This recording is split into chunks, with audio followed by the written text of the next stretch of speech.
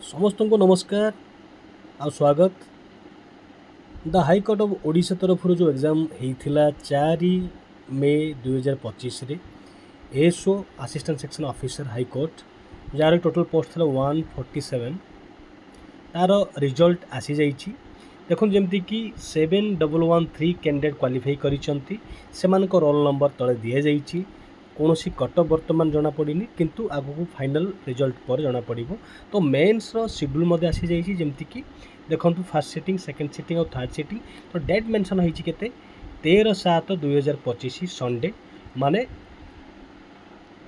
जून जुलाई मसरे आपण मानकर एग्जाम होगा जाऊँगी। मेन्स गोटे दिन में हम ऑल ओवर डे हम जमीती कि इंग्लिश हम सका 9 ରୁ 11टा सकाल 11टा पर्यंत। सेकेंड सिटिंग हम general awareness and test of reasoning 12टा ରୁ 1 PM आउ रहिबो थर्ड सिटिंग रे मैथमेटिक्स 2:30 PM टू 4:30 PM।